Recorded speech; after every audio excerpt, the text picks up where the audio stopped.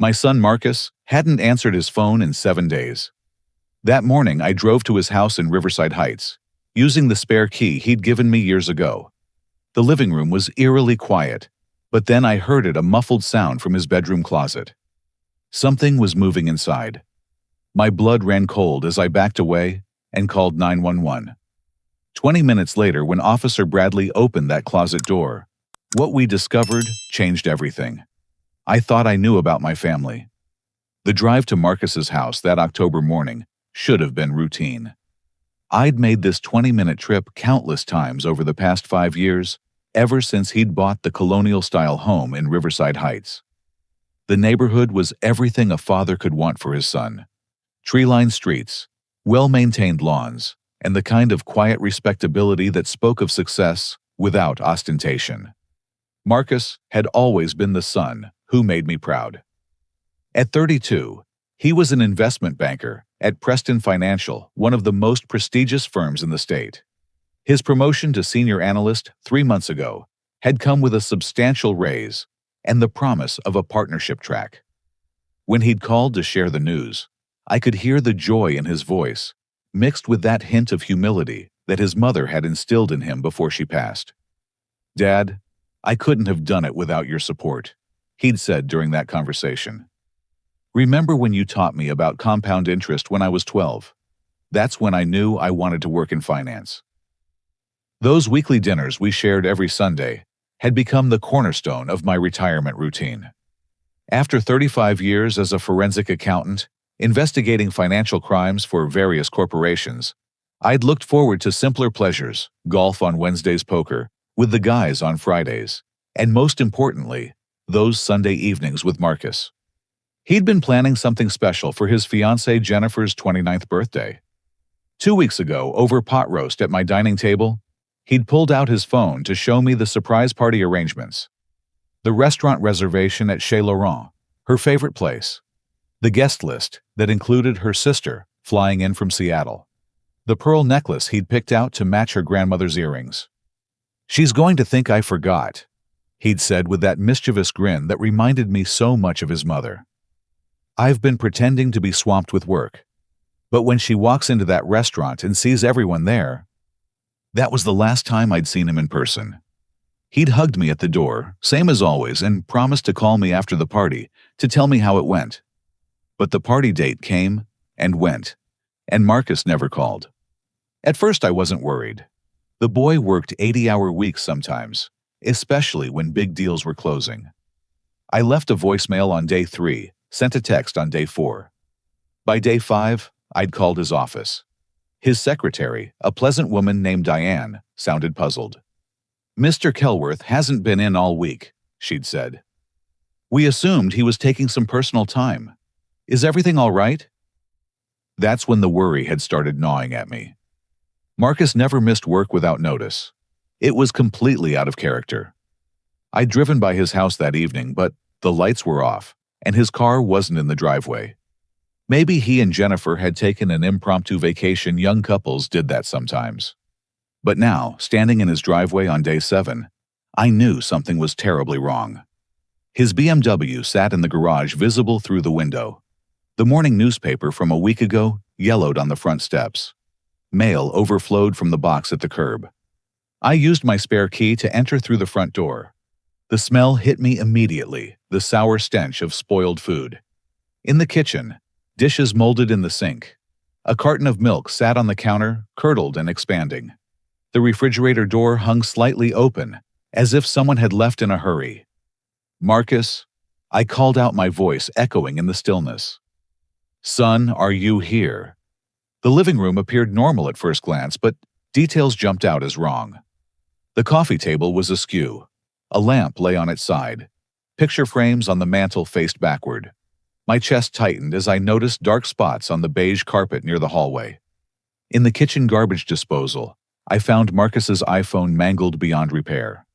His wallet lay on the counter, credit cards and driver's license still inside. His keys hung on the hook by the door. How had he gone anywhere without his car, wallet, or phone? The hallway to the bedrooms stretched before me like a tunnel. Family photos lined the walls. Marcus's college graduation, His mother's last Christmas, our fishing trip to Lake Tahoe. Each step on the hardwood floor creaked under my weight. The guest bedroom door stood open undisturbed. The bathroom was empty towels hanging neatly on the rack. But the master bedroom door was different. Deep scratches marred the wood around the handle, as if someone had clawed at it desperately. The door stood ajar, and I pushed it open with trembling fingers. The room was chaos. The mattress lay half off the bed frame. Dresser drawers had been yanked out, contents scattered. The closet door was closed, but I could see light coming from underneath. And then I heard a soft thump, followed by what sounded like muffled breathing. My 65-year-old heart hammered against my ribs as I approached that closet. Another thump, louder this time. Something was definitely moving inside. My hand reached for the doorknob, then stopped. This was beyond my capability to handle alone. I backed out of the room, pulling out my cell phone with shaking hands. The 911 operator's calm voice helped steady my nerves as I explained the situation. Within minutes, sirens wailed in the distance, growing louder as help approached. Officer Bradley arrived first, a young man who couldn't have been more than 25, followed by his partner, Officer Ramirez. I waited on the front lawn as they entered the house, my hands still trembling from what I'd heard in that closet. 5 minutes later, Detective Sarah Coleman pulled up in an unmarked sedan. She was older, perhaps 40, with sharp eyes that seemed to take in everything at once. "Mr. Ferdinand Kelworth?" she asked, extending her hand. "I understand you're concerned about your son. Can you walk me through what you found?" I explained about the week of silence, the state of the house, and, most importantly, the sounds from the closet. Detective Coleman nodded thoughtfully, making notes in a small pad. "Wait here," she instructed. "We'll check it out." Through the bedroom window, I watched flashlight beams dance across the walls. Then came shouting urgent commands to get medical here now. My legs nearly gave out as I sank onto the porch steps. 20 minutes later, paramedics rushed into the house with a stretcher. When they emerged, I saw a figure strapped down, covered in blankets. Long blonde hair spilled over the side. Jennifer. "Is she—" I couldn't finish the question. "She's alive," Detective Coleman said, appearing beside me. "Severely dehydrated, signs of malnutrition, but alive. She was bound and gagged in the closet. We're taking her to Riverside General." "How long was she in there?" "Based on her condition, several days at least." "Mr. Kelworth, we need to find your son immediately. Do you have any idea where he might be?" The question hit me like a physical blow. My son was missing, and his fiancée had been imprisoned in his closet. None of this made sense. Marcus was gentle, kind, incapable of something like this. There had to be an explanation. At the hospital, they wouldn't let me see Jennifer immediately. The doctors needed to stabilize her run tests, ensure she was physically capable of speaking. I paced the waiting room for 3 hours, my mind racing through possibilities. Had someone broken in? Was Marcus hurt somewhere, unable to call for help? Was this connected to his work at the investment firm? When Detective Coleman finally emerged from Jennifer's room, her expression was grave. "She's asking for you specifically, Mr. Kelworth. But I need to warn you, she's extremely traumatized. We'll be recording everything for evidence." Jennifer looked small in the hospital bed, her wrists bandaged where the restraints had cut into her skin. Her blue eyes, usually so bright and full of life, were hollow and unfocused. When she saw me, tears began rolling down her cheeks. "Ferdinand," she whispered, her voice raspy from dehydration. He said you would come." "Who said that, honey? Was it Marcus? Where is he?" She shook her head weakly. "I don't know. Everything happened so fast. We were arguing about the money. Then someone grabbed me from behind. When I woke up, I was in the closet." "What money, Jennifer, please? I need to understand what happened to my son." Detective Coleman leaned forward. "Miss Chen, can you tell us who put you in that closet?" Jennifer's eyes darted between us, fear evident in every line of her face. I think it was Marcus. But something was wrong with him. He wasn't acting like himself. My world tilted. That's impossible. Marcus would never— There's more, Detective Coleman interrupted. We found a hidden camera in the closet positioned to watch whoever was inside. The footage shows someone checking on Miss Chen once a day, giving her water and minimal food. She pulled out a tablet and showed me grainy footage. A figure in Marcus's clothes entered the frame, face turned away from the camera. The build was right. The clothes were definitely his, but something about the movement seemed off. We can't see the face clearly, the detective continued. But whoever this is knew the house had keys and had access to your son's wardrobe. My phone buzzed in my pocket. Unknown number. With shaking hands, I answered. Dad. Marcus's voice, but strained. Don't believe her lies. Marcus, where are you? What's happening? I can't explain now. Just don't trust Jennifer. She's not who you think she is. The line went dead. Detective Coleman was already on her radio trying to trace the call. Jennifer had gone pale at the sound of Marcus's voice. He's sick, she whispered. Or confused. Ferdinand, he kept talking about things that didn't make sense. About me stealing from his company, about setting someone up. He said I was trying to frame someone for embezzlement. Frame who? I asked, though dread was already pooling in my stomach. Jennifer's eyes met mine, full of sympathy and fear. You, Ferdinand. He thought I was framing you. The next 48 hours passed in a blur of police interviews and sleepless nights. Jennifer recovered slowly, revealing more details as her strength returned.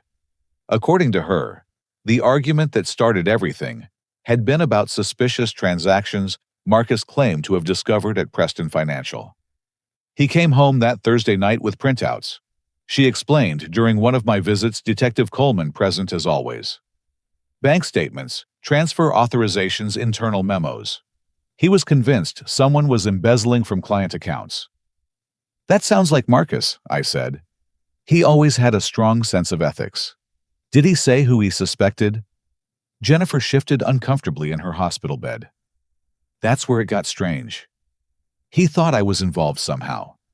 Said he'd found evidence that I'd been accessing his work computer, using his credentials to move money. But Ferdinand, I don't even know his passwords. I'm a kindergarten teacher, not some criminal mastermind. Detective Coleman had been investigating Marcus's claims. What she found sent chills down my spine. There is evidence of embezzlement at Preston Financial, she told me in the hospital corridor. Nearly $3 million siphoned from various accounts over the past 18 months. The sophisticated nature of the scheme suggests someone with intimate knowledge of financial systems. You think Marcus discovered this and confronted Jennifer? Here's where it gets interesting. Coleman continued, pulling out a folder. The digital trail does lead back to Jennifer's devices. Her laptop had documents with forged signatures, including yours, Mr. Kelworth. On the surface, it looks like she was setting up both you and Marcus to take the fall. My mind struggled to process this. Sweet Jennifer, who taught 5-year-olds their ABCs, running an embezzlement scheme, it didn't fit. But you don't believe it, I said, reading her expression. I've been doing this for 15 years. Something feels off. The evidence is too neat, too obvious. Real criminals don't leave such clear trails. And there's another problem. She showed me security footage from Marcus's house, dated the day he disappeared. This shows Jennifer arriving at 6:15 p.m. normal time. Marcus's car is already in the garage. But here's footage from a traffic camera 3 blocks away, taken at 6:30 p.m. The grainy image showed Marcus's BMW driving past, though the driver's face wasn't visible. How is that possible if his car was already home? I asked. Exactly. Someone else was driving his car after Jennifer arrived, which means there was a third person in that house. Jennifer, when presented with this information, broke down completely. Through tears, she revealed what had really happened that night. Marcus was already acting strange when I got there, she sobbed. Paranoid, accusatory. He showed me all these documents that supposedly proved I was embezzling. When I tried to look at them closely to show him they were fake, he became aggressive. Not violent, just desperate. Like he was afraid of something. Afraid of what? He kept saying, he knows. When I asked who, he wouldn't answer. Then I heard footsteps upstairs. Marcus went pale and told me to hide. But before I could, someone hit me from behind. When I woke up, I was already tied up in the closet. My phone rang again. Unknown number. Detective Coleman nodded for me to answer while she traced it. Dad, are you alone? Marcus's voice clearer this time, but still strained. Marcus, thank God. Where are you? Everyone's looking for you. Listen carefully. Check the basement. Behind the water heater. You'll understand everything. And Dad, I'm sorry. I'm so sorry for all of this. Son, just come home. Whatever's wrong, we can fix it together. I can't. Not yet. He's still watching. Check the basement, but be careful. Trust no one at Preston Financial. No one. The line went dead again. Detective Coleman shook her head. The trace had failed. We need to search that basement, she said. An hour later, we stood in Marcus's unfinished basement. I knew this space well.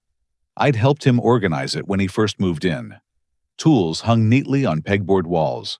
Boxes of holiday decorations lined metal shelving units. The water heater hummed in the corner exactly where it had always been.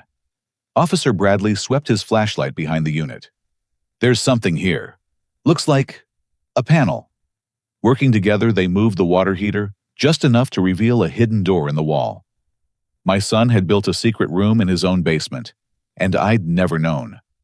Stand back, Mr. Kelworth, Coleman ordered as she drew her weapon. We don't know what we're walking into. But when they opened the door and switched on the lights, we found not danger, but answers.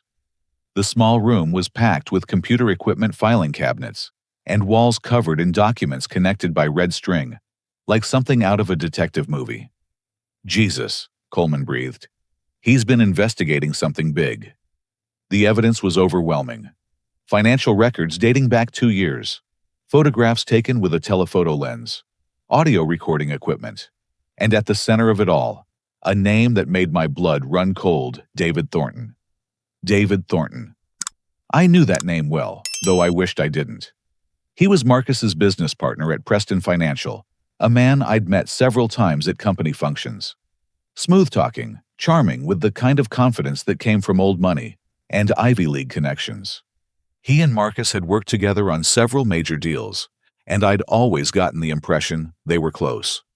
Now, staring at the evidence my son had compiled, I realized how wrong I'd been. Detective Coleman whistled low as she examined the documents. Your son's been building a case. Look at this.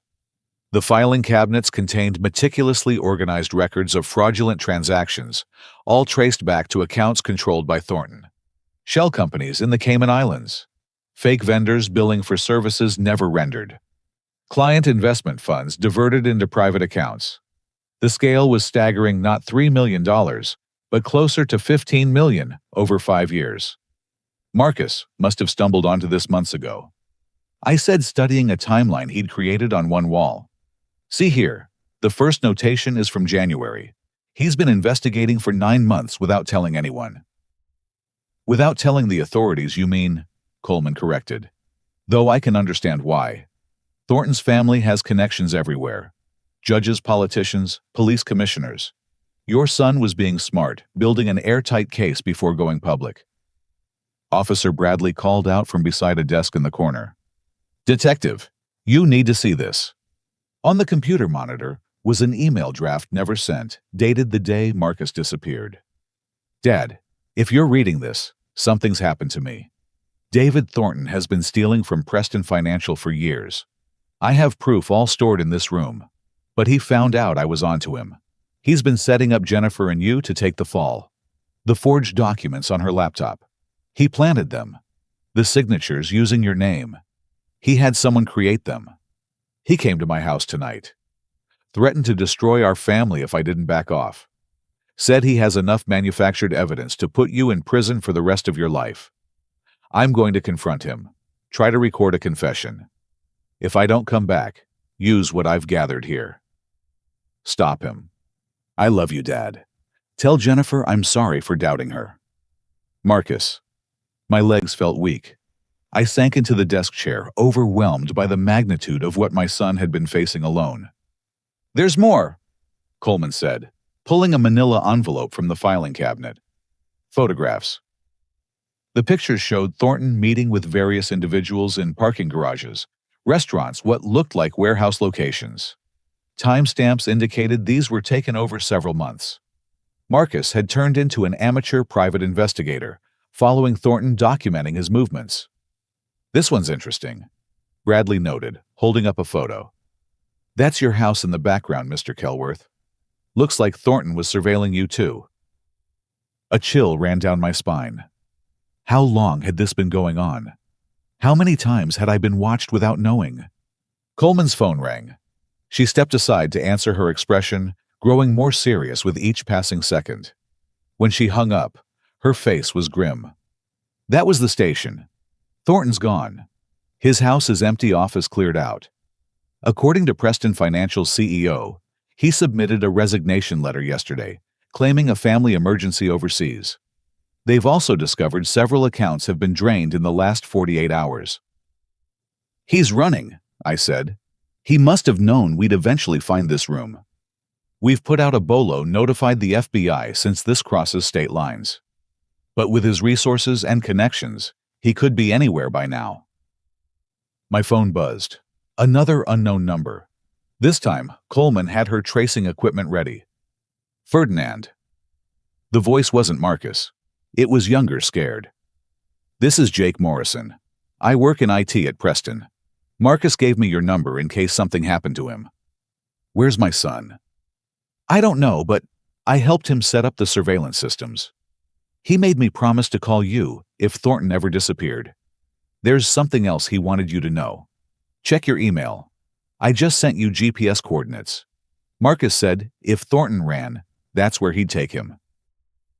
The call ended before I could ask more questions. Sure enough, an email waited in my inbox with GPS coordinates pointing to a location in the mountains about 3 hours north of the city. That's near Riverside Lake, Coleman observed, studying the location on her phone. Isolated, heavily wooded. Perfect place to hide someone. Or to make them disappear permanently. I added, voicing the fear we were all thinking. Coleman immediately began coordinating with state police and the FBI.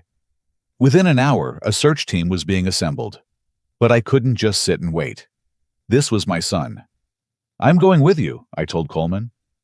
Mr. Kelworth, that's not possible. This is an active investigation, possibly a hostage situation. I spent 35 years as a forensic accountant. I've worked with law enforcement before. I know how to stay out of the way. But that's my boy out there. I need to be there when you find him. She studied me for a long moment, then nodded. You ride with me. You follow every instruction without question. Deal. Deal. As we prepared to leave, I noticed one more thing in Marcus's hidden room, a framed photo on the desk, showing the three of us at his mother's last birthday dinner. We looked so happy, unaware that cancer would take her just months later. Marcus had written on the frame, "For Mom." She always said to fight for what's right. My son had been fighting alone, trying to protect Jennifer and me while taking down a dangerous criminal. Now it was my turn to fight for him. The 3-hour drive to Riverside Lake felt like an eternity. Detective Coleman drove while coordinating with various law enforcement agencies on her radio. I sat in the passenger seat studying everything we'd found in Marcus's hidden room on Coleman's tablet. The deeper I dug into the evidence, the more I understood why my son had been so careful. David Thornton wasn't just an embezzler. He was connected to a network of white-collar criminals spanning multiple states. Marcus had uncovered links to money laundering operations, bribery of public officials, and even connections to overseas crime syndicates. This went far beyond stealing from Preston Financial. Your son did incredible work, Coleman commented, as we turned onto the mountain highway. This is the kind of investigation that takes federal agencies years to build. How did he manage it alone? He got his attention to detail from his mother. I replied, remembering how she used to organize everything in our house with military precision. And I suppose he learned a thing or two about financial investigation from me over the years. The GPS led us deeper into the mountains, past the tourist areas around Riverside Lake, and into the wilderness beyond. Coleman's radio crackled with updates from the search teams converging on the location. FBI agents, state troopers, even a helicopter was being deployed. Then, at 2:47 a.m., everything changed. I was dozing in the passenger seat when Coleman's phone rang. She pulled over to answer, and I could see her face change in the dashboard light. "Mr. Kelworth," she said slowly, "there's someone at your house. Your neighbor called it in. A man matching Marcus's description just broke in through the back door." My heart leaped. "He's alive! He's home!" "Units are responding now. We're turning around." The drive back was even more agonizing than the trip out. Every mile felt like 10. Coleman pushed the speed limit sirens, clearing the sparse late-night traffic. My mind raced with questions. If Marcus was home, where had he been? Was he hurt? Why break in, instead of using his key? We pulled up to my house to find it surrounded by police cars, lights flashing in the pre-dawn darkness. My familiar suburban street looked like a crime scene. Officers had established a perimeter, and neighbors stood on their lawns in robes and slippers, watching the drama unfold. "He's inside," Officer Bradley reported as we approached. "Refused to come out. Says he'll only talk to his father. He appears to be injured, possibly in shock." "Let me go in," I said immediately. Coleman hesitated, then nodded. "We'll be right outside. If anything seems dangerous, you get out immediately." I entered through the front door, calling out softly, "Marcus, son, it's me. It's Dad." "In here." His voice came from the kitchen, weak and exhausted. I found him slumped at the kitchen table, the same table where we'd shared so many Sunday dinners. His clothes were torn and dirty, his face gaunt with several days' growth of beard. A makeshift bandage wrapped around his left arm, blood seeping through. But he was alive. "Oh, son," I breathed, rushing to him. "What happened to you?" He looked up at me with hollow eyes. "Dad, I'm sorry. I'm so sorry for everything. I tried to handle it myself, tried to protect you and Jennifer, but I made everything worse. None of that matters now. You're home. You're safe. Let me look at that arm." As I examined his injury, which appeared to be a deep cut rather than anything life-threatening, Marcus began to talk. The words poured out of him in a rush, as if he'd been holding them back for too long. "Thornton found out I was investigating him 3 weeks ago. He confronted me at the office, said he knew about my little project. Told me I had two choices: join him or watch everyone I loved go to prison for his crimes." "So you ran?" "No, I pretended to agree. Said I needed time to think. But I knew he was already moving against us. That's when I found the forged documents on Jennifer's laptop. He must have had someone plant them there. I panicked, confronted her, and while we were arguing, Thornton showed up at the house." His voice broke. "He had 2 men with him. They knocked Jennifer out, tied her up. Thornton said it was insurance. If I didn't cooperate, she'd disappear forever. But I could tell he was planning to kill us all anyway. Make it look like a murder-suicide after the embezzlement came to light." "How did you escape?" "I didn't. Not at first. He took me to a cabin up near the lake. Kept me locked in the cellar for days, trying to force me to transfer the investigation files to him. He needed to know exactly what evidence I had. But I'd hidden it too well, and the location wasn't on any of my devices." Marcus took a shaky sip of water before continuing. "Yesterday, one of his men got careless. Left the cellar door unlocked while bringing food. I knocked him out with a piece of firewood, took his car keys, and ran. I've been making my way back ever since, staying off main roads in case they were watching. Marcus, Jennifer's safe. We found her in your closet and got her to the hospital. She's going to be okay." Relief washed over his face, followed quickly by renewed anxiety. "Dad, Thornton's not done. He's desperate now, knows the walls are closing in. He called me an hour ago, and I made the mistake of answering. He says he has one more card to play. Something about Mom. Your mother. What could he possibly? Marcus's expression was grave.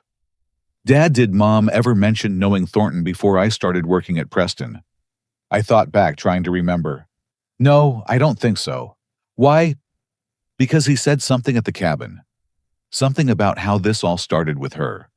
That she should have minded her own business 10 years ago.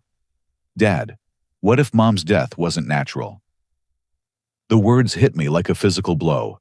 Helen had died of an aggressive form of pancreatic cancer, diagnosed late, and progressing rapidly.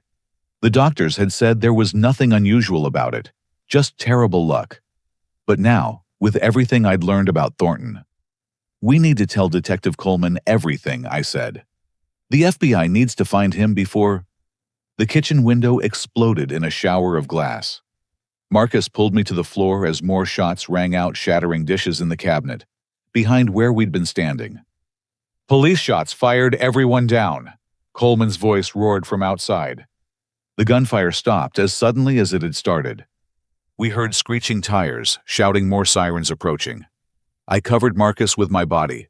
Both of us pressed against the cold linoleum, waiting for Coleman to give the all-clear.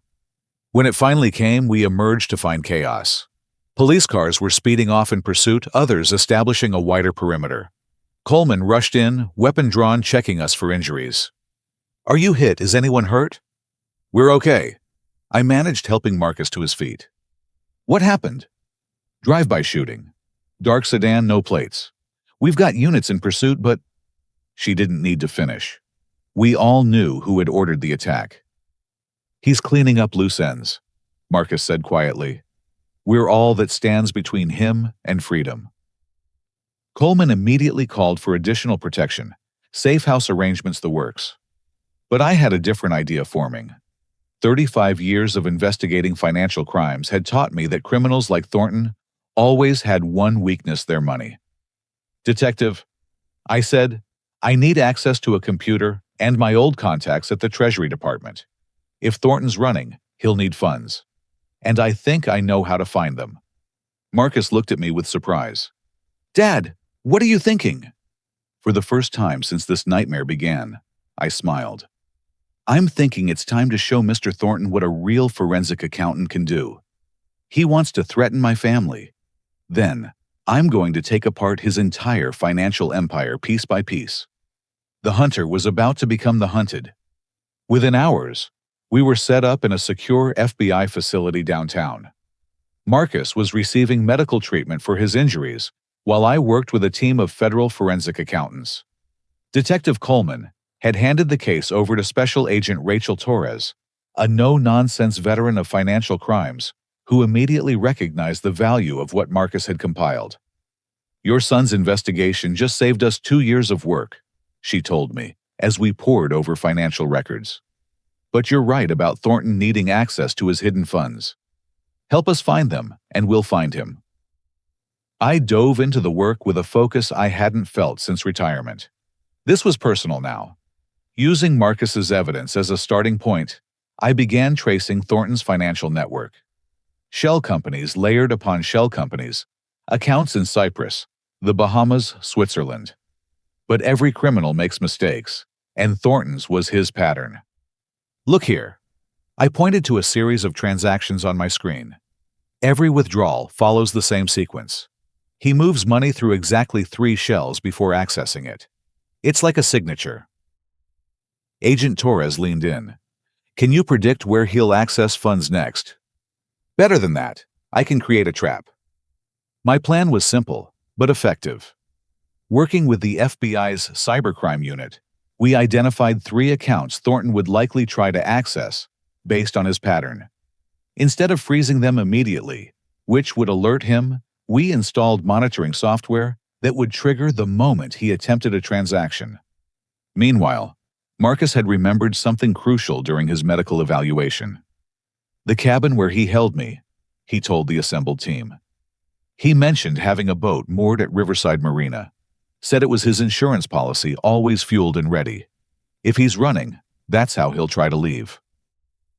Agent Torres dispatched teams to watch the marina, but I had another idea. Don't just watch. Let him get to the boat.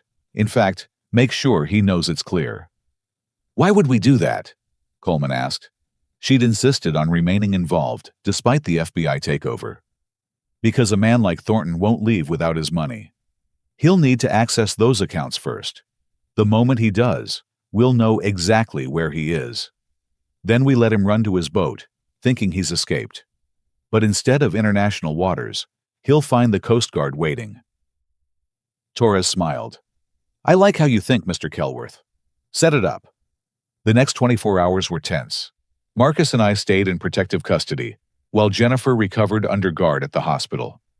We'd had an emotional reunion via video call, both of them crying and apologizing to each other for doubts and suspicions that Thornton had orchestrated. Then, at 6 p.m. on a Thursday evening, our trap was sprung. Thornton accessed one of the monitored accounts from a laptop at a motel 30 miles from the marina. The transaction was for $5 million transferred to an account in Malta. "We've got him," Torres announced. "Teams are moving in." But Thornton was craftier than expected. By the time FBI agents reached the motel, he was gone, leaving behind the laptop and a taunting note. "Too slow, Ferdinand. Give your wife my regards." The reference to Helen chilled me, but there was no time to dwell on it. Thornton was heading for the marina just as predicted. Surveillance cameras caught his car arriving at 8 p.m. He walked confidently toward the dock, a duffel bag in each hand, clearly believing he'd outsmarted everyone. "All units hold positions." Torres commanded over the radio. "Let him board. Coast Guard is in position 3 miles out." We watched via surveillance feed as Thornton loaded his bags onto a 40-foot yacht, named Second Chances. The irony wasn't lost on any of us. He started the engines, cast off the lines, and began motoring toward the lake's outlet to the river system that would eventually lead to the ocean. "He's moving," Coleman reported. "Speed increasing." For 15 minutes, Thornton believed he was free. Then, as his yacht rounded Black Point, 3 Coast Guard vessels converged on his position, searchlights blazing. "David Thornton, this is the United States Coast Guard. Cut your engines and prepare to be boarded." We could hear radio chatter as Thornton tried to outrun them, but it was hopeless. Within minutes, his yacht was surrounded. But then, something unexpected happened. Instead of surrendering, Thornton appeared on deck with a gun not pointed at the Coast Guard, but at someone else. "He's got a hostage," an officer reported. "Unknown female, middle-aged." My blood went cold. On the grainy feed, I could see her face. It was Margaret Henley, Helen's best friend who'd helped care for her during the cancer treatments. What was she doing with Thornton? "Change of plans," Torres barked. "This is now a hostage situation. Get negotiators out there." But I was already putting pieces together in my mind. Margaret had been Helen's hospice nurse. She'd had access to all her medications. If Thornton had somehow convinced her to... "I need to go out there," I said suddenly. "I know that woman. I can talk to them both." Torres shook her head. "Absolutely not. You're a civilian. I'm also the only person here who knows the full story. Please. My wife, my son, now her best friend. This all connects somehow. Let me end it." Marcus grabbed my arm. "Dad, no. It's too dangerous. Your mother would never forgive me if I let Margaret get hurt because of our family." After hurried negotiations, Torres agreed, but with conditions. I'd wear a vest and wire. FBI snipers would have clear shots at all times. One wrong move, and they'd take Thornton down. The Coast Guard cutter carried me across the dark water toward Thornton's yacht. In the searchlights, I could see him clearly now, wild-eyed and desperate, his arm around Margaret's throat. She looked terrified, but also guilty. "Well, well," Thornton called out as I carefully boarded his yacht. "The great Ferdinand Kelworth, come to save the day. Let her go, David. Margaret has nothing to do with this." "Doesn't she?" He laughed bitterly. "Tell him, Maggie. Tell him what you did." Margaret's eyes filled with tears. "I'm sorry, Ferdinand. I'm so sorry. He said he'd expose what I'd done at the hospital, the drugs I'd stolen. I needed money for my daughter's surgery, and he offered to help if you what? But I already knew. If I increased Helen's morphine dose, made it look like the cancer was progressing faster. Oh God, Ferdinand, I killed your wife. The world seemed to tilt. Helen hadn't died naturally. This man, this monster, had orchestrated her murder to remove someone who'd discovered his crimes at her job at the bank, where Preston Financial held their accounts. She was getting too close, Thornton confirmed. Asking questions about irregular transfers. I couldn't have that. But I didn't expect her son to follow in her footsteps 10 years later. Rage built inside me, but I forced it down. So what now, David? You can't escape. Too many people know the truth. Your financial empire is frozen. It's over. Maybe, but I can still hurt you. Take away someone else you care about. He pressed the gun harder against Margaret's temple. Or, I said slowly, you can make a deal.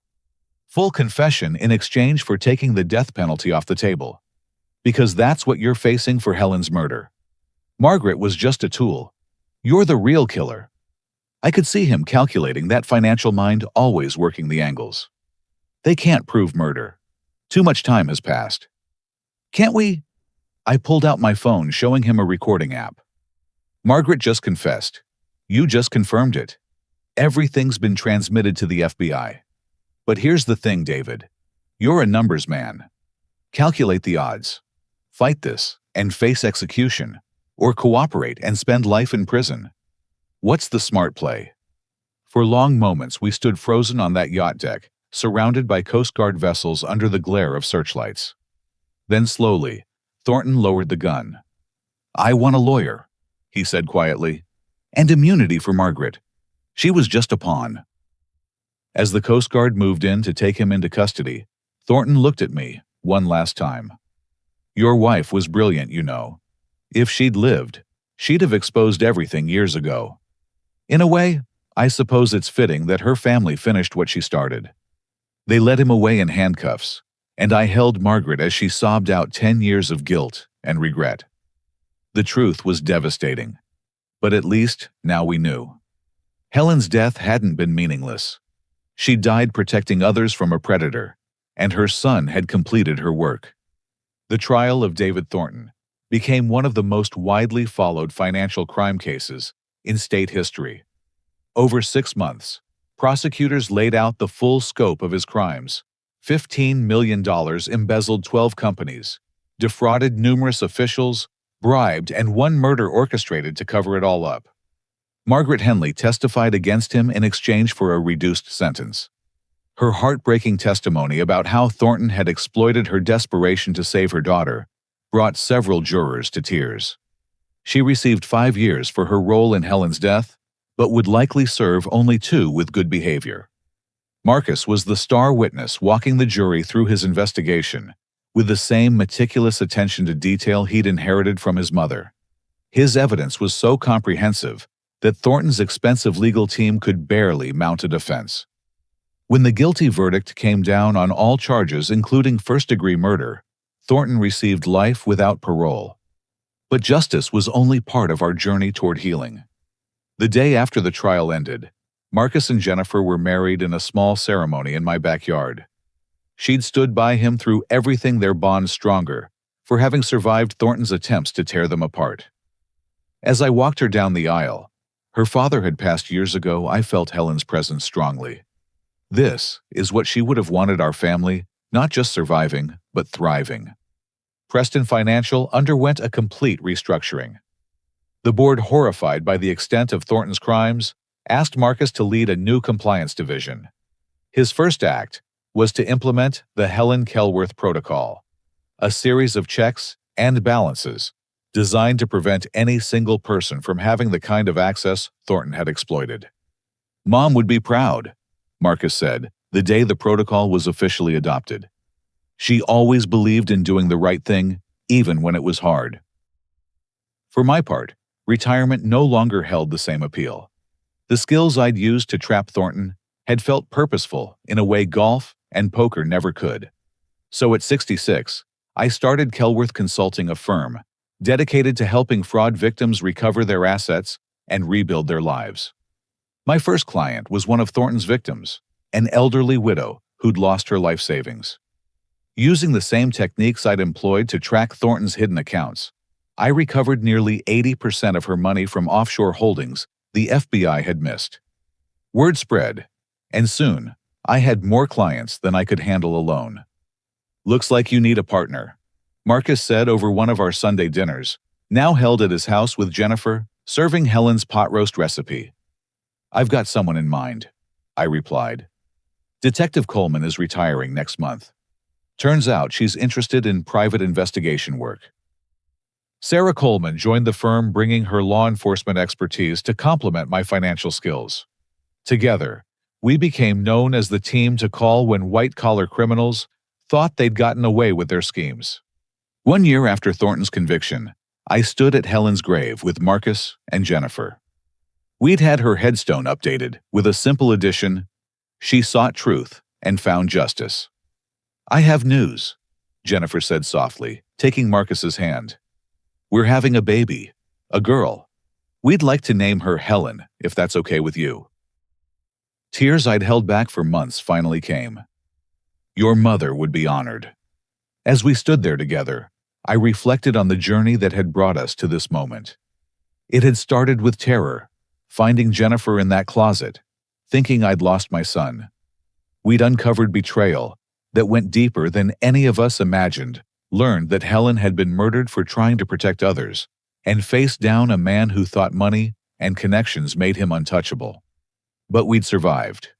More than that, we'd found purpose in our pain. Marcus protected the innocent through his work at Preston Financial. I helped victims recover what was stolen from them. Jennifer shaped young minds with even greater compassion, knowing how quickly life could change.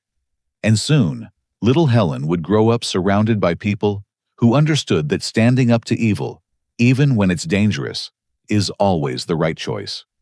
The elderly man Thornton had dismissed as weak had brought down his entire empire. The son he'd tried to frame had exposed his crimes. The woman he'd locked in a closet had testified with courage that sealed his fate. He'd underestimated us all, believing that fear would keep us silent. 6 months later, I received a letter from prison. Thornton, writing to say he'd found religion and wanted forgiveness. I read it once, then filed it away. Forgiveness would come in time perhaps, but accountability came first. He'd taken Helen from us, but in seeking justice for her, we'd found strength we never knew we had. At little Helen's birth, as I held my granddaughter for the first time, I whispered a promise. "Your grandmother was brave, little one. She stood up to evil and paid the price. But her courage lives on in all of us. In your dad, who never gave up searching for truth. In your mom, who survived and testified. And in me, who learned that it's never too late to fight for what's right." Jennifer smiled through happy tears. "Tell her about the time Marcus built a secret room to catch a bad guy." "When she's older," Marcus laughed. "For now, let's just say her family knows how to stand up for justice." As I write this, Kelworth Consulting has helped recover over $50 million for fraud victims. Marcus's protocols have prevented countless crimes at financial institutions across the country. Jennifer runs a support group for families affected by white-collar crime. And little Helen, now 5, has her grandmother's sharp mind and determined spirit. Sometimes the greatest victories come from the darkest moments. Thornton thought he'd destroyed our family, but he only made us stronger. Every criminal we catch, every victim we help, is a tribute to Helen's memory, and a reminder that good people working together can overcome any evil. The man who seemed weak was actually gathering strength. The son who appeared paranoid was building a case. The fiancé who looked guilty was another victim. And the mother who died too young. She was the hero who started it all, whose search for truth echoes through everything we do. Never underestimate the power of ordinary people to do extraordinary things when protecting those they love. That's the lesson Thornton learned too late, and it's the legacy we pass on to little Helen and all who come after. Justice isn't always swift, but when good people refuse to give up, it is certain. And in the end, That certainty is the greatest victory of all. To everyone reading this, I want to ask you, have you ever had to stand up against someone who seemed too powerful to defeat? What gave you the courage to keep fighting when everything seemed hopeless?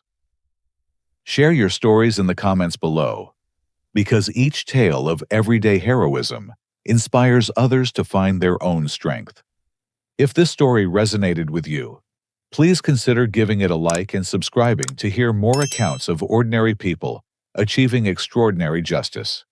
Share it with someone who needs to remember that they're stronger than they know, and that sometimes the quietest person in the room is the one who changes everything. Thank you for joining me on this journey.